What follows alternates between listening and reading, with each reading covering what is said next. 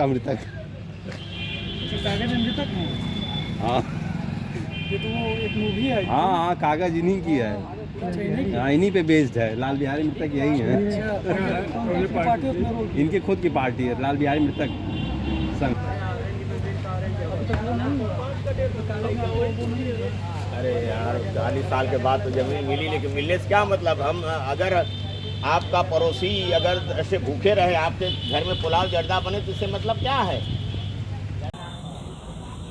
Sir, अपना पूरा परिचय देते हुए, आजमगढ़ से आप कई बार लोकसभा और विधानसभा में पर्चा दाखिल कर चुके हैं। इस बार आप बनारस से लड़ने का प्रोग्राम बनाए हैं, तो क्या मन में है और किस तरह से तैयारियां चल रही हैं? देखिए, मेरा नाम तो लाल बिहारी मृतक है, और मृतक दागी, मतलब लाल बिहारी मृतक दागी, और मृतक संघ का राष्ट्रीय अध्यक्ष सामाजिक कार्यकर्ता हूँ।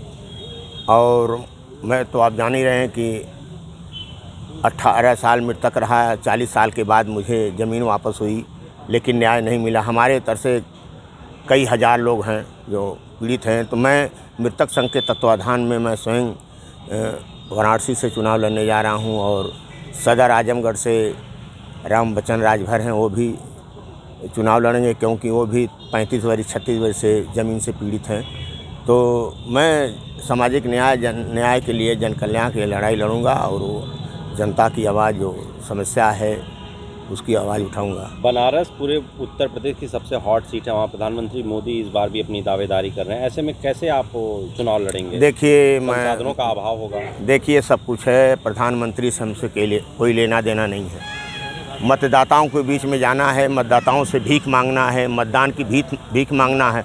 उसमें सारे लोग आ सकते हैं, गरीब आ सकता है, अमीर आ सकता है, और कोई आ सकता है। तो हमें प्रधानमंत्री का कोई मतलब नहीं है, प्रधानमंत्री से कोई लेना देना नहीं है। हम जनता के बीच, क्योंकि वहाँ वो धार्मिक स्थल है, धार्मिक लोग हैं, बनारस के हैं, इसलिए मैं न्याय के प्रति, हो सकता है जनता की अदालत है, वो जागरूक हो जाएं और हमारे जैसे व्यक्ति को मदद करें। एक वोट और एक नोट की बात है।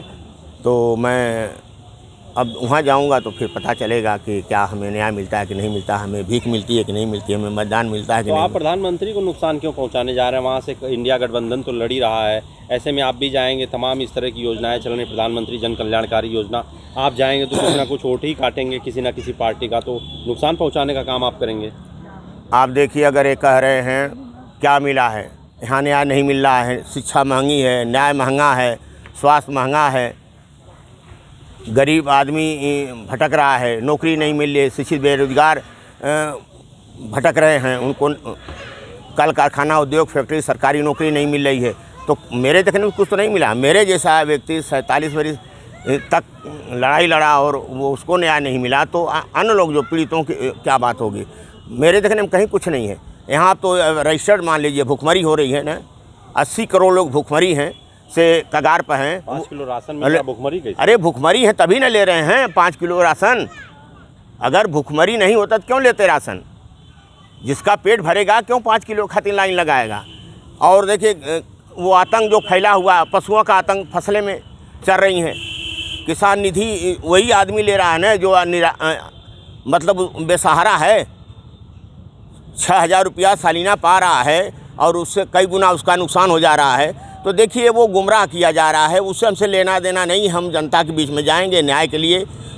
और देखिए, आज जो गरीब आदमी है, जो बच्चे हैं, डिग्री लेकर अचार नहीं डालेंगे, उनको नौकरी नहीं मिलेगी, मानदेय पर काम कर रहे हैं, झाड़ू पोछा लगा रहे हैं। अब देखिए, ठेकेदारी पर काम कर, उसका पेट नहीं भर रहा है। अगर कहीं अस्पताल में जाइए तो पता चला कि 1 रुपया का पर्ची है और 2000-3000 की जांच कराई हो जाती है, बाहर से दवा लेना पड़ता है। उसको क्या मिला? न्यायपालिका में जाइए, न्याय व्यवस्था न्यायालय में बगैर पैसे का काम नहीं चलने वाला है। जब तक पैसा नहीं देंगे तब तक आपको कुछ होने वाला है। वो भी दिन भर बैठे, शाम को तारीख लेकर चले आइए। तो इस तरह से क्या, कैसे भाई न्याय मिल रहा है? मोदी जी के संसदीय क्षेत्र में आप जा रहे हैं चुनाव लड़ने, तो बाहरी का भी तो सामना करने, आजमगढ़ से जाके आप बनारस में देखिए, हम मोदी जी की क्यों बात कर रहे हैं? मोदी से उनका क्षेत्र तो है नहीं, वो तो बनारस का क्षेत्र है, बनारस की जनता है। तो भारत में कहीं भी कोई व्यक्ति लड़ सकता है। प्रधानमंत्री की बात कर रहे हैं, प्रधानमंत्री तो दूसरे प्रदेश के यहाँ के लड़ रहे हैं, 2 ही साल से न उसके, वो तो क्षेत्र पहले बना है ना। तो कहीं से कोई लड़ सकता है। ये कोई बात हुई नहीं कि हम आजमगढ़ से नहीं जा सकते हैं और आज बनास के लोग आजमगढ़ नहीं आ सकते। भारत में कहीं भी अगर भारत के नागरिक हैं, मतदाता हैं, तो भारत में किसी कोने से, किसी प्रदेश से आप लड़ सकते हैं चुनाव। तो आप प्रधानमंत्री की बार बार क्यों बात करते? प्रधानमंत्री से हमसे क्या लेना देना? इतनी हॉट सीट है, देश की सबसे प्रधानमंत्री वहाँ से हैं, तो बात तो उनकी करनी ही पड़ेगी। आप जा रहे हैं उनके खिलाफ चुनाव लड़ने, फिर उनके खिलाफ भाई उनके खिलाफ हम क्यों चुनाव लड़ेंगे? वो क्या हैं? हम जनता के बीच में जाएंगे ना, जनता से मतदान मांगेंगे, भीख मांगेंगे, गिड़गिड़ाएंगे, रोएंगे, अपना जाल फैलाएंगे, झूठ बोलेंगे कि सही बोलेंगे। जनता क्या हमारे साथ निर्णय करेगी कि नहीं करेगी? प्रधानमंत्री से हमसे क्या लेना देना भाई?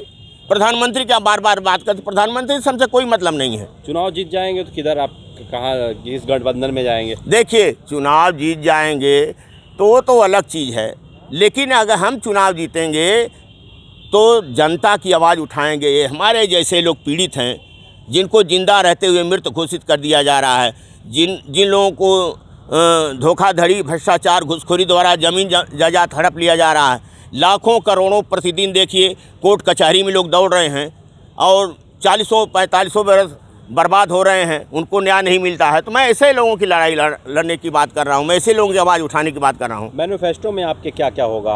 अगर आपका चुनावी घोषणा पत्र में क्या? हाँ, आएगा, सामने आएगा। वो समय आने पर हम दिया जाएगा कि हम लोग क्या करेंगे, क्या नहीं करेंगे। लेकिन मैं एक पीड़ित हूँ। जिसको फोड़ा होता है वही जानता है कि फोड़ा में कितना दर्द होता है। मेरे जैसा करोड़ों रुपया बर्बाद करने के बाद और न्याय नहीं मिला, तो बताइए, तमाम लोग, करोड़ों आदमी घूम रहे हैं।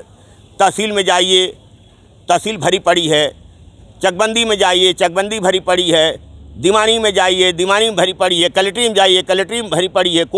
हाई कोर्ट में जाइए, वही हाल है। सुप्रीम कोर्ट में वही हाल है। सारे जगह तो पीड़ित दौड़ रहे हैं, उनको कहाँ न्याय मिल रहा है? आजमगढ़ से आपने क्यों नहीं चुनाव लड़ा इस बार? आजमगढ़ से मृतक संघ के तत्वाधान में एक जीवित मुर्दा लड़ेगा चुनाव।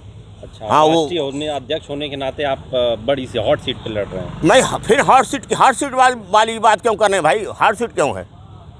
ये तो आपका कहना उचित नहीं है भाई। वहाँ से कोई भी लड़ सकता, वहाँ अन्य लोग भी लड़ेंगे। किसी के रजिस्टर्ड नहीं न है, वो तो किसी के रजिस्टर्ड नहीं है। सारे लोग जाएंगे, गरीब भी जा सकते हैं, अमीर भी जा सकते हैं। सारे लोग मतदान की भीख मांगेंगे ना, मतदाताओं के बीच में जाएंगे ना। कितनी सीट पे कितने प्रत्याशी आप उतार रहे हैं? अभी देखिए, अभी 2 का अभी हमारे सामने है। बनारस हैं, तो देखना है। अब तो ये भी पता चलेगा कि ऐसे उम्मीदवार हैं, गरीब हैं, जो कमज़ोर हैं, कोई हड़का देगा, कोई फंसा देगा, कोई उनको कह देगा कि आपकी ज़मीन गिरा दिया जाएगा, कब्जा कर लिया जाएगा। ये सारी प्रकरण डर लगने लगा लोकसभा लड़ते लड़ते? नहीं, देखिए, डर नहीं, हम देख रहे हैं, डर लगने नहीं लगा। जब आदमी कहीं अपनी बात कहने के लिए सच जाने किसी से कहता है तो उसका हर चीज़ खोजा जाता है।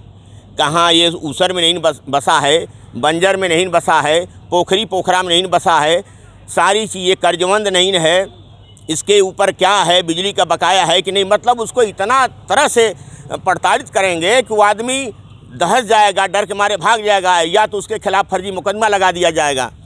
इतनी बड़ी लड़ाई लड़ने के बाद 47 बरस हो गया, अभी मेरे खिलाफ एक मुकदमा नहीं दर्ज हुआ। जब भी मैं मुकदमा चाहता था कि मेरे खिलाफ मुकदमा हो जा। तो अब आपकी क्या